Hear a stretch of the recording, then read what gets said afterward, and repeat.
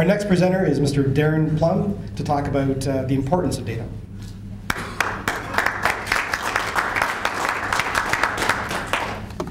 So what I'd like to do this morning is just try and draw not some conclusions, but a little bit of context as to what you've heard from some of the other people here this morning.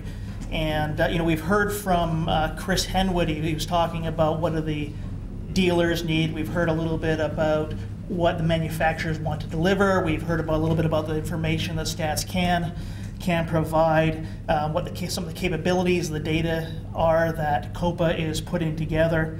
And so I just want to bring a little bit of that together for you. And one of the things that I was thinking about in this whole state that the office products industry is in today, and I was starting to think, this isn't new to the world. Humanity goes through all kinds of growth spurts. If you think about the Renaissance, the 15th and 16th century, we had Michelangelo and Gutenberg and Leonardo da Vinci, and there was educational reform and linear perspective painting, actually painting where things looked realistic, and the invention of the printing press. And today we're going through a similar renaissance of our own. We've got in the 20th and 21st century people like Tim Berners-Lee inventing the internet, and Steve Jobs and the iPhone, and Mark Zuckerberg on Facebook. We've got situations where people have 3D televisions in their living room, where kids are doing classroom presentations on interactive whiteboards, and their teachers are assigning them homework and providing classroom notes on websites instead of them taking notes. We've come a long way, and as much as that influence of science and technology had in the 15th and 16th century, what we're going through today has having an equal impact on society.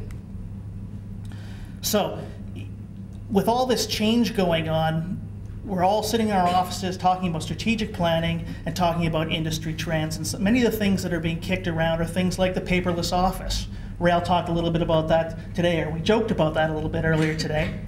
High white-collar unemployment, things like social media and home sourcing, ergonomics, collaborative workspaces, and sustainability. These are all trends that we're all aware of, and we're all trying to better understand. The reality is this is a barrage of opportunities, it's a barrage of threats, and it makes it very difficult for us to assess their individual validity, the magnitude, and the timing. What do we believe? What do we not believe? And so if you look at the guy sitting in the corner office within your building, he's the president of the company, the CEO, some of the vice presidents, and they're making decisions and supporting initiatives to address these different industry changes. And for most of us in the room, it's part of our job and our responsibility to provide them with the information, the data, and the insights to help support those different decisions. They use this information on a daily basis. You may not see them going through industry data reports, but they're using the insights that we all provide them. It helps them understand the forces of work in the overall industry. It facilitates measurement of their position relative to other companies. It provides validity for prioritizing and strategic planning. It enables market leaders to identify real threats and opportunities facing their business. In the end, it allows them to focus their resources on developing unique capabilities that can sustain a competitive advantage. And it's our responsibility to provide them with those insights to help them steer the ship in the right direction.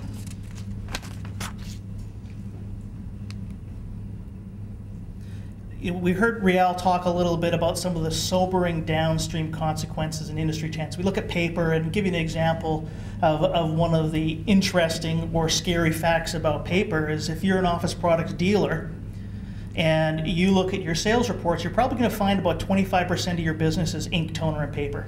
The balance of that 75% of that is downstream consequences of your paper sales. In other words, it's about 56%. 55-60% of your business is things like binders, shredders, highlighters, all these different products that support the production of print. So I don't think it's a secret in the industry how that's having an impact. If you're in the dealer community, if you're in the manufacturers community, you're building strategic plans to mitigate the impact of these changes. You're downsizing, you're acquiring new businesses, you're investing in R&D and new products and new markets, trying to find ways to satisfy the demands of the shareholders, because everyone knows shareholders will not accept declining sales and declining profits. So how are we making these decisions? Historically, if you look at our industry, and Chris touched on this a little bit, is we've relied on information from our product managers, our sales reps, our suppliers, trade publications, industry leaders, internal sales reports. It's all, for the most part, qualitative or a bit of a myopic scope of the business. We've historically lacked the empirical information that it is imperative that we have. It's needed to provide validity with relative certainty. So this is the kind of things that COPA data provides. So without that empirical information, we're making decisions, and I don't think any of us in this room go a day without asking the question, when we're sitting in front of our looking at reports and looking at our numbers, asking ourselves, is it just me or is the entire industry in the same boat? You say to yourself, I know I've moved the needle with the last promotion, but relatively speaking, how do I compare?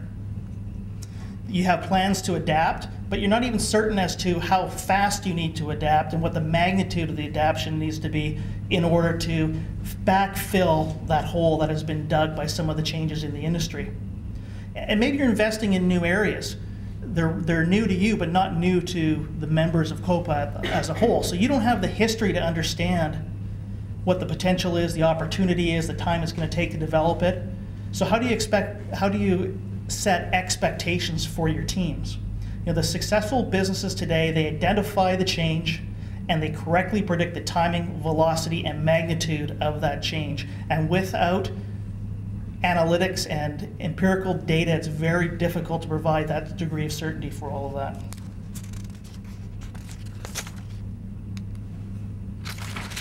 So why is the COPA data so vital? You know, Chris again mentioned comments about, you know, this isn't the only source of data. We've got all kinds of sources of data in the industry.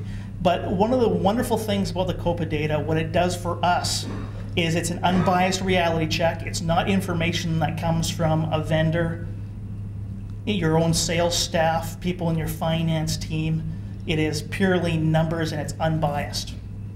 Secondly, it's the only source for industry-wide data with a perspective that would otherwise be unattainable. Without the collaborative support of our association, this just is not possible. So it's imperative that we get together and put this information together. It offers repeatable and comparable structure over time. So in other words, when we do the reporting on a regular timed basis, we can look at the history, we can look at the changes over the time, and provide insights, potentially maybe of what might happen in the future as well. So it's comparable over time, and finally, it's a common language. So when we're pulling data sources for all kinds of places, if we all start using the same categories and the same language and a similar perspective, we can then integrate the data points together and have a much better, much more holistic view of the industry, and we have a language which we can talk to each other from. So the COPA data, it's a critical resource for identifying change, and it adds credibility to your strategic plans and to your investments.